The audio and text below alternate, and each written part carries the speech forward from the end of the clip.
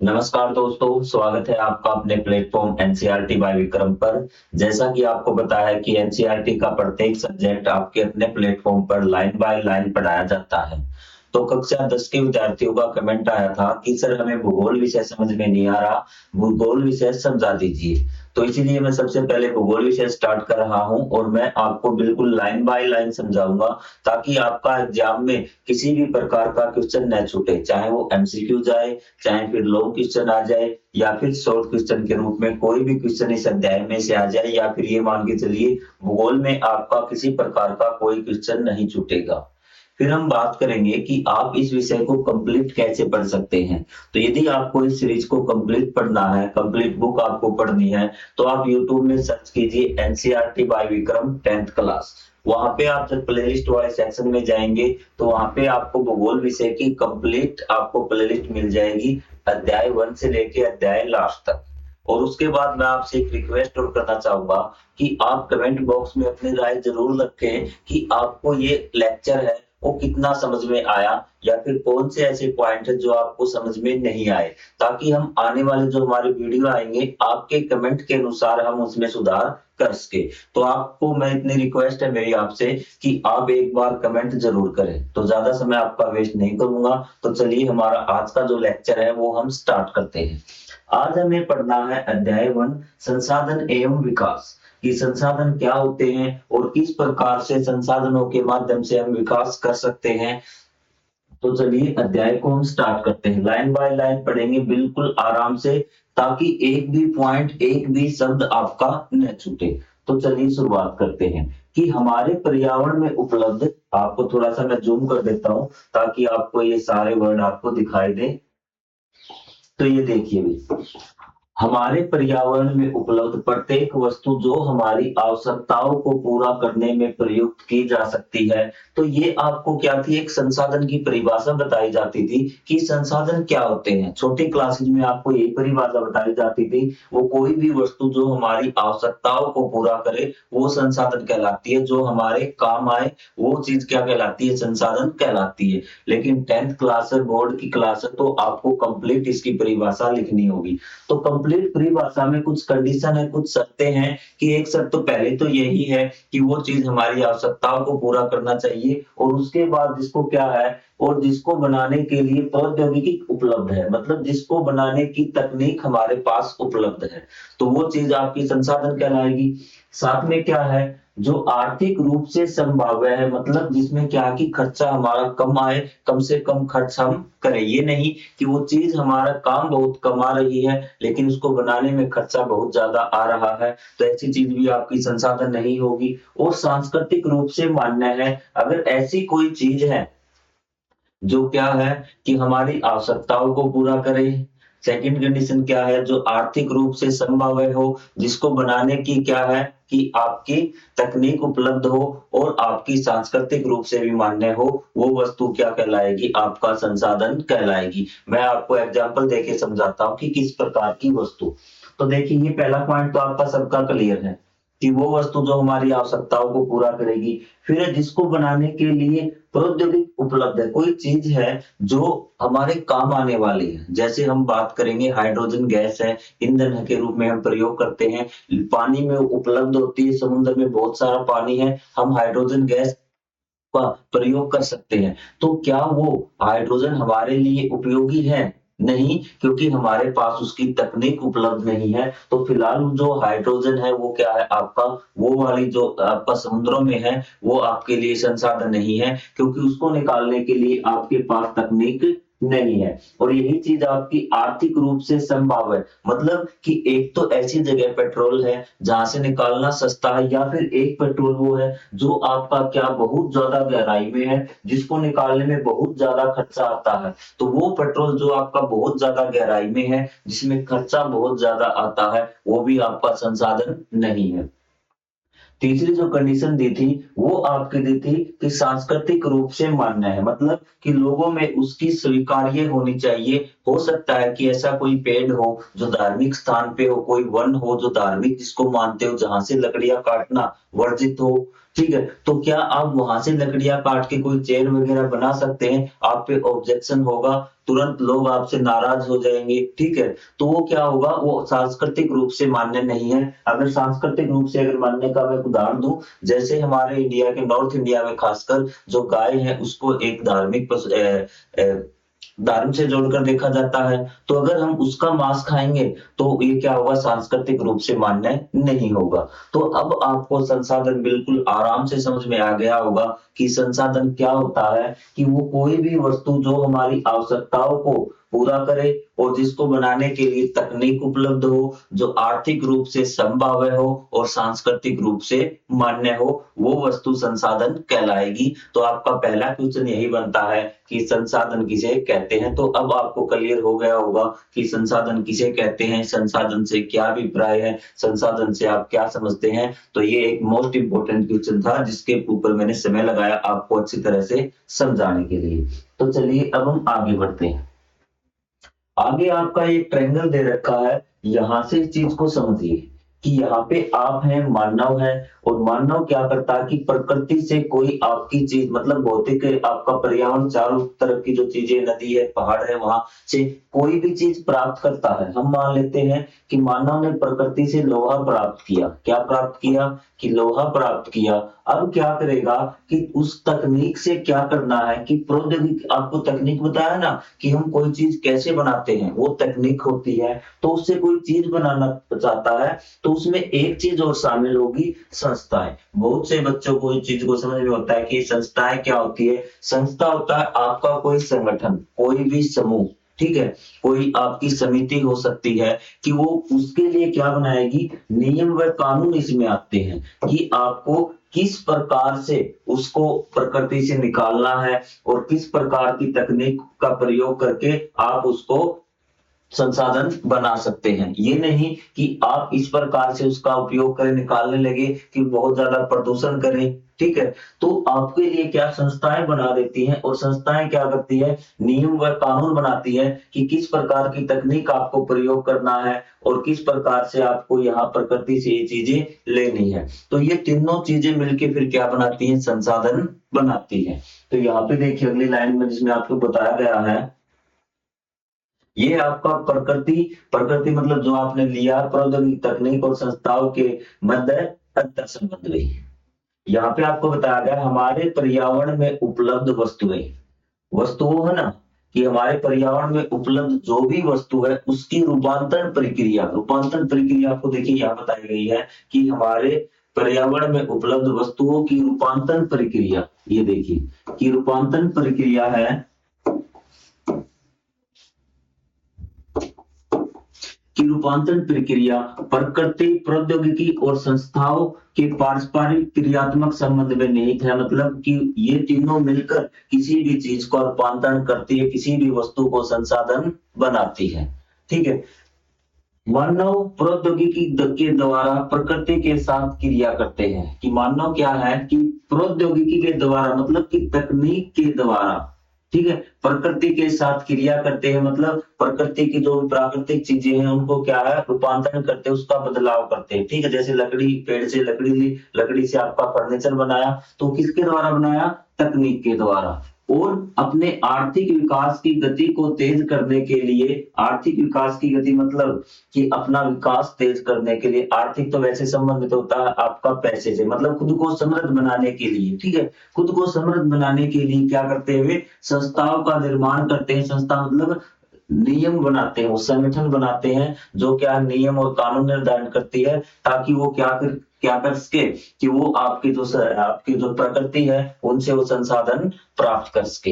ये चीज आपको समझ में आ गई। संस्था आपको कई बार इसमें ये पढ़ा देते हैं कि ये कंपनी है आपकी, ये संस्था होती है, ठीक है। कंपनी का मतलब यहाँ संस्था से नहीं है, यहाँ संस्था का मतलब है कि वो संगठन जो आपका नियम व कानून बनाता है। जैसे किसी देश की सरकार भी क्या है, एक संस्था है।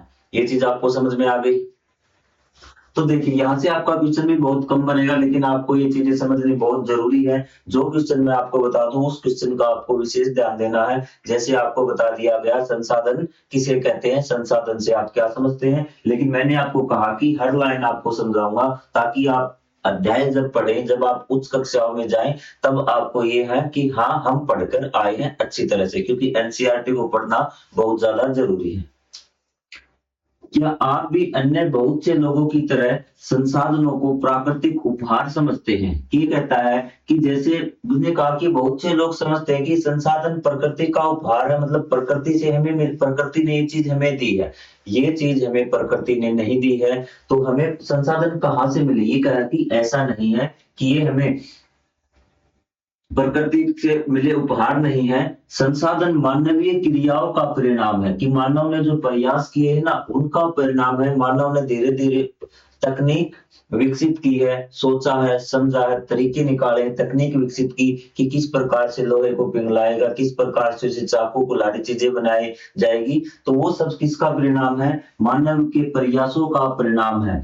मानव स्वयं संसाधनों का एक महत्वपूर्ण हिस्सा है। अब यहाँ से आपका क्वेश्चन बन सकता है कि मानव किस प्रकार से संसाधन है। इसने बात बताया ना कि मानव खुद भी क्या है? संसाधनों का महत्वपूर्ण हिस्सा है। तो आपसे पूछा जाएगा कि मानव किस प्रकार से संसाधन है, क्योंकि देखिए ध्यान से, अगर मैं आपको सरल भाषा में समझाऊं कि जैसे ये कोई चीज है, ठीक है, जैसे आपकी कोई मशीन ले आए, आप मशीन से आप कोई भी चीज बना रहे हैं, पेन बना रहे हैं आप मशीन से, तो मशीन भी आपकी एक संसाधन हो गई ना। उसी प्रकार मानव को भी एक आप मशीन मान लीजिए, जो क्या करती है? संसाधनों का निर्माण करती है। जैसे पेन बनाने वाली मशीन थी, वो पेन बना रही है, तो मशीन भी हमारे लिए संसाधन होगी। और मानव क्या है? खुद भी संसाधन बना रहा है, तो मानव भी क्या हो गया? संसाधन हो गया। तो मानव भी एक संसाधन है, क्योंकि वह संसाधनों का निर्माण करता है और संसाधनों को बनाने के लिए तकनीकों को ढूंढता है, तकनीकें अपनाता है।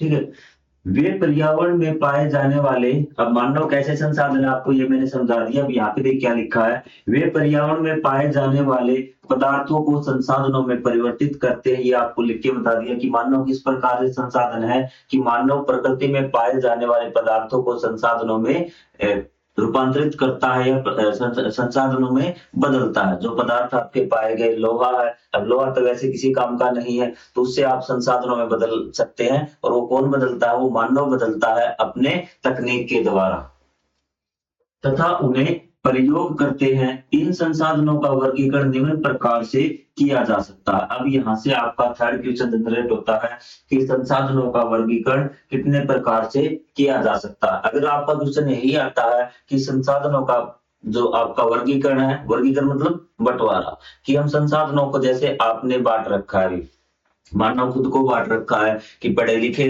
अनपढ़, ठीक है, आपके महिला पुरुष हो गए, बच्चे हो गए, अडल्ट हो गए, बूढ़े हो गए, तो इस प्रकार से बांट रखा ना खुद को, उसी प्रकार हमने संसाधनों को भी बांट रखा है। तो किस प्रकार से वर्गीकरण किया है? सबसे पहला किया है हमने उत्पत्ति के आधार पे जैव और अजैव। जैव मतलब जीवित भी, जैव मतलब जीवित, जैव का मतलब समझ गए, वे संसाधन इसमें कौन से आएंगे? जीवित मतलब आपके सभी वन्य जीव जंतु, जो आपके जीव जंतु है, इसमें मानव भी आ गया। और आपका अजैव मतलब निर्जीव, पहाड़ है, नदियां हैं, जितने भी पदार्थ है आपके निर्जीव, वो सारे इसमें आ गए। जैव में आपके सभी जीव जंतु और पेड़ पौधे भी, सभी जीव जंतु और पेड़ पौधे, और इसमें निर्जीव आ गए। ठीक है, सभी निर्जीव क्या है? सभी निर्जीव संसाधन आपके अजैव संसाधन कहलाएंगे, वो आप लिख सकते हैं। अब समाप्तता के आधार पे मतलब कि उनकी समाप्ति हो सकती है या फिर नहीं हो सकती, तो उसमें आपके दो संसाधन बता दिए, नवीकरण योग्य और अनवीकरण योग्य। तो नवीकरण योग्य खुद ही नाम है जो बता रहा है कैसा है, नवीकरण, जिसको हम दोबारा बना सकते हैं, जिसको हम दोबारा बना सकते हैं कम समय में, ठीक है, जिसको जल्दी ही दोबारा कम समय में हम दोबारा बना सकते हैं, या फिर ऑटोमेटिक वो बन जाता है, वो नवीकरण संसाधन कहलाएगा। और अनवीकरण जिसको बनाने में दोबारा हम नहीं बना सकते, या फिर अगर बनेगा तो जिसको बनने में बहुत ज्यादा समय लग जाएगा, लाखों करोड़ों वर्ष लग जाएंगे, वो आपके क्या होंगे? अनवीकरण संसाधन होंगे। जो नवीकरण संसाधन है वो आपके जल्दी से समाप्त नहीं होंगे, क्योंकि आपको पता है कि हम उसको दोबारा से बना सकते हैं। लेकिन अनवीकरण संसाधन है वो आपके समाप्त हो गए, और एक बार समाप्त हो गए तो जिसको बनने में लाखों करोड़ों साल लगेंगे। तो अब आप सोच सकते हैं खुद से।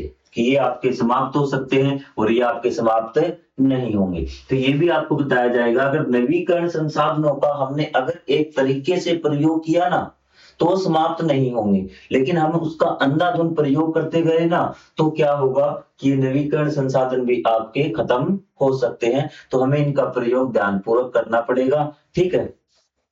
तो उसके बाद है स्वामित्व के आधार पे। अब आपका वर्ड है स्वामित्व। स्वामित्व मतलब मालिक के आधार पे भी, उसका मालिक कौन है उसके आधार पे भी आपके संसाधन है। तो वो आपका व्यक्तिगत, व्यक्तिगत को निजी भी बोलते हैं, निजी मतलब खुद का, जिसपे एक व्यक्ति एक परिवार का अधिकार हो। जैसे आपका घर है भी तो आपके घर पे आपका अधिकार है, आपके परिवार का अधिकार है, ठीक है।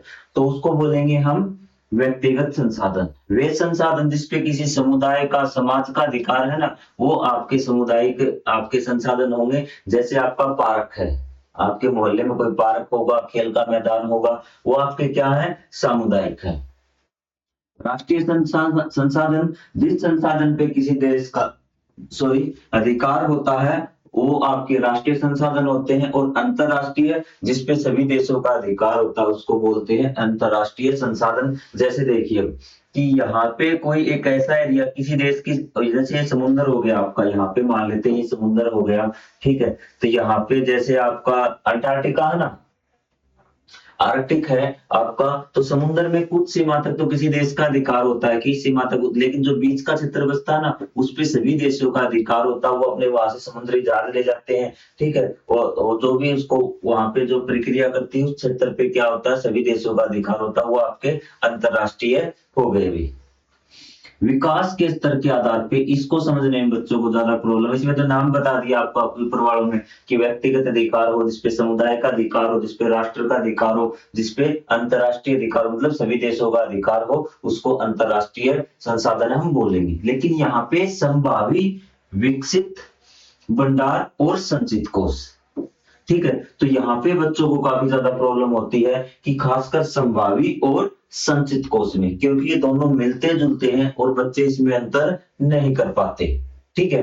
तो यहाँ पे हम इनको अच्छी तरह से समझने की कोशिश करेंगे, क्योंकि विकास के स्तर पर भी। तो सबसे पहले मैं बात करता हूं कि आपके, मैं पहले आपको विकसित बताता हूँ। विकसित संसाधन, विकसित भंडार कौन से हैं। तो विकसित संसाधन वो संसाधन है जिसका हम प्रयोग कर रहे हैं, जिसकी तकनीक हमारे पे उपलब्ध है भी, ठीक है। जिसके पास क्या है कि हमारी तकनीक उपलब्ध है।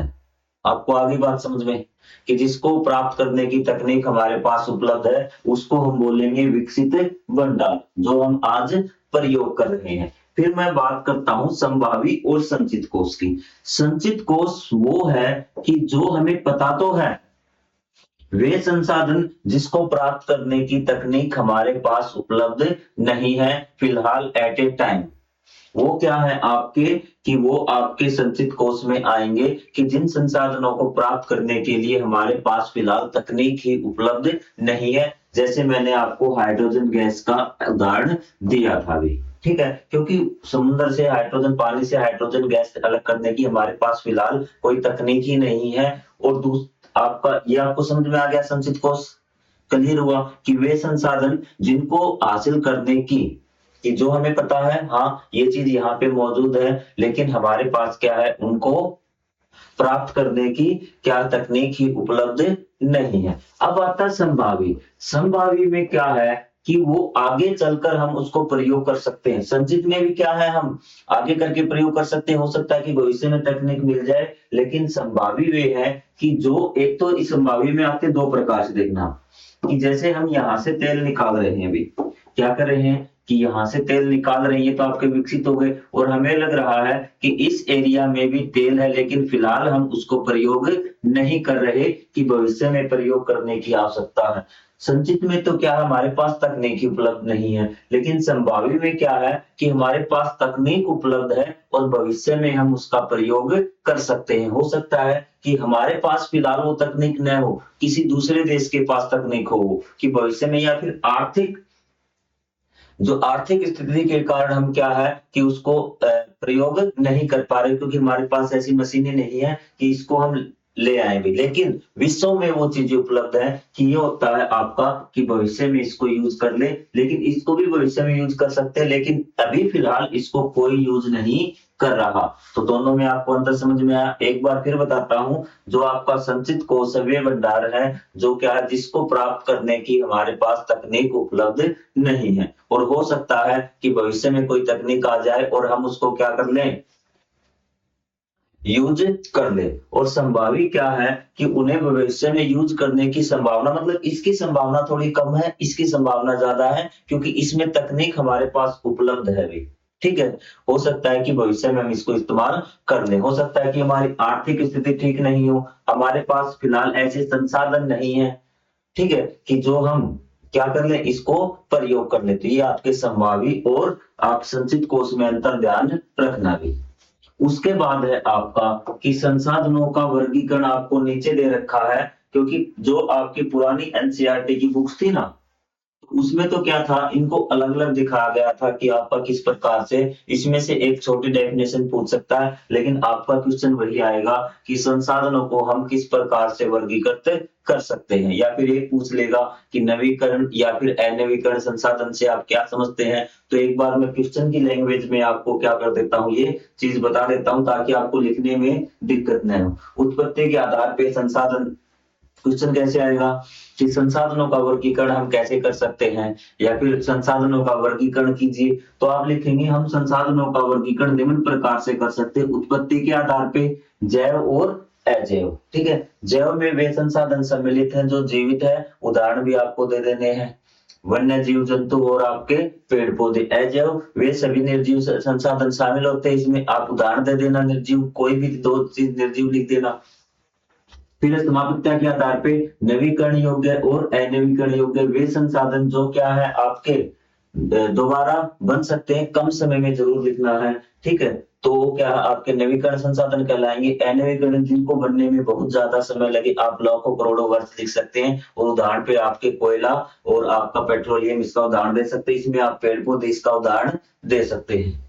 स्वामित्व के आधार पे तो बिल्कुल आसान है, इसमें तो आपको कोई दिक्कत नहीं होनी चाहिए। विकास के स्तर के आधार पे आपको बता दिया, संभावी वे संसाधन है जो हम भविष्य में प्रयोग कर सकते हैं। ठीक है, और आपका विकसित भंडार आपका जो वे संसाधन जिसका हम तकनीक उपलब्ध है और उस तकनीक का हम आज प्रयोग करके उन संसाधनों को प्रयोग कर रहे हैं। और आपका संचित कोष वे संसाधन है जिसका प्रयोग करने की जो आपका भंडार है, संसाधनों के वे भंडार है जिसको प्रयोग करने की तकनीक हमारे पास उपलब्ध नहीं है।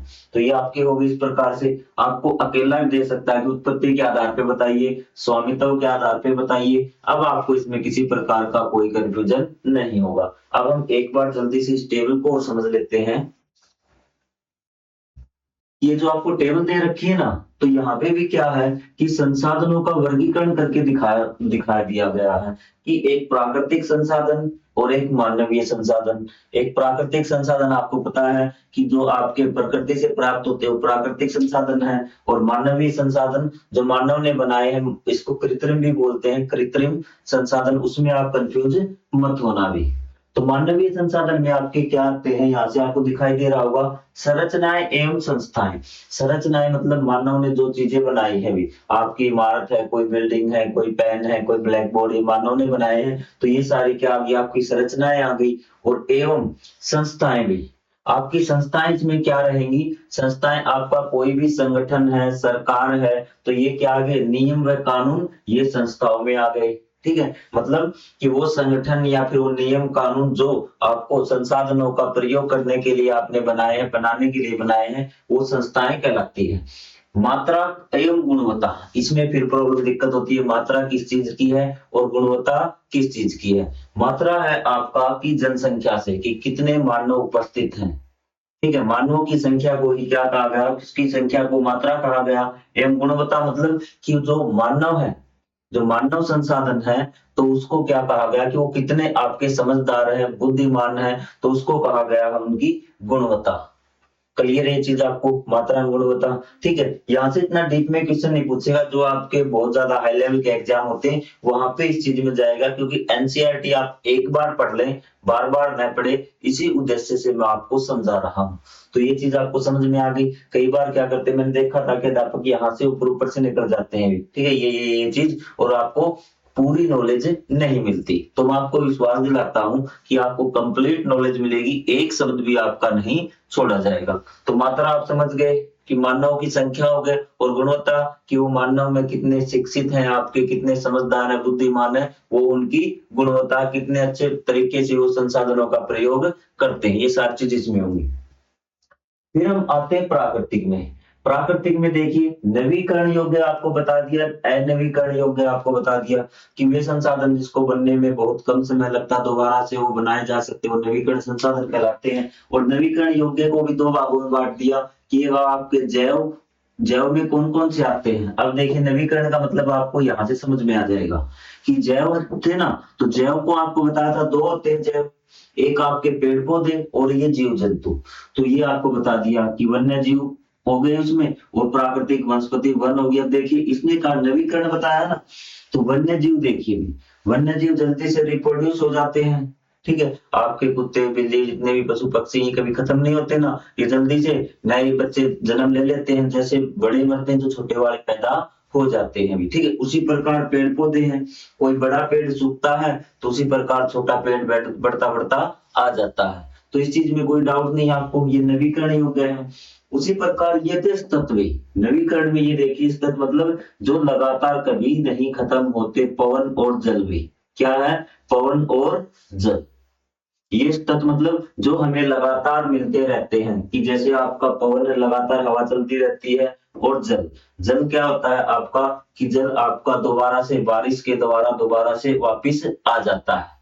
लेकिन आप कहेंगे सर, आप कह रहे हैं कि जल हमें लगातार मिलता रहता है, तो हम जल बचाने का क्यों बात करते हैं। आपने बताया कि जल कभी खत्म नहीं होने वाला, नवीकरण योग्य है, लेकिन हमें क्या है, ये बात कर रहा है ओवरऑल जल की, ये बात कहां पे हो रही है, ओवरऑल जल की बात हो रही है। लेकिन आपको पता है कि जल दो प्रकार से हमने पढ़ा है, एक जो हम प्रयोग कर सकते हैं वो जल, और एक वो जल जो समुद्रों में है। तो हमें क्या करें, ये ओवरऑल जल की बात है, कंप्लीट जल की। लेकिन हम बचाने की बात करें, जो हम प्रयोग कर सकते हैं, आपको बताया कि बहुत कम मात्रा है जिस जल की हम प्रयोग कर सकते हैं। तो हमें जो प्रयोग कर सकते हैं ना, वो जल बचाने की हम बात कर रहे हैं, क्योंकि यहाँ पे ओवरऑल जल की बात हो रही है। तो इसमें आपको कंफ्यूज नहीं होना है। और यहाँ पे सौर भी कर सकते हैं, आपका सौर ऊर्जा भी, जो हमें लगातार प्रतिदिन सूर्य निकलता है, वो हमें लगातार मिलता रहता है। अब अनवीकरण योग्य आपको बताया था कि जिसको बनने में हजारों लाखों साल लगते हैं, और एक बार यूज करने के बाद हम उसको दोबारा भी यूज नहीं कर सकते, वो भी इसमें आ जाएगा आपका। तो जैसे आपका चक्रीय और अचक्रीय भी, ठीक है।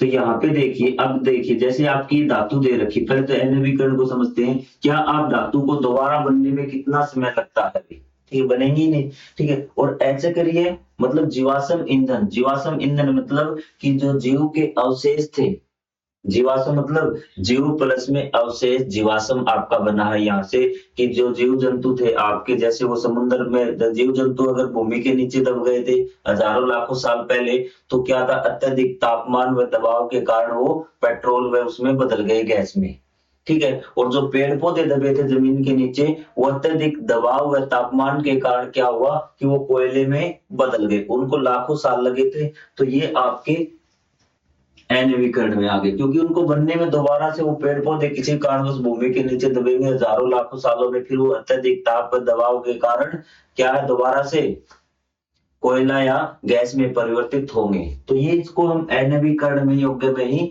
लेते हैं। अब समझिए, पुनः चक्रीय व अचक्रीय। पुनः चक्रीय वे होते हैं जिनका हम दोबारा प्रयोग कर सकते हैं, क्या कर सकते हैं, दोबारा प्रयोग कर सकते हैं। आपने धातु की कोई चीज बना ली, ठीक है, ठीक है, जैसे आपने सोने के बना ली कोई अपना आभूषण, सिंपल समझाते हैं, तो उसको आप पिघलाकर कोई दूसरा आभूषण बना सकते हैं, ठीक है, आपकी कोई चीज थी लोहे की, धातु की, तो उस चीज को आप पिघलाकर कोई दूसरी चीज आप बना सकते हैं। जैसे आपके कबाड़ी ले जाते हैं ना, वो क्या ले जाते हैं पुनः चक्रण के लिए, तो वो पुनः चक्रीय कहलाती है।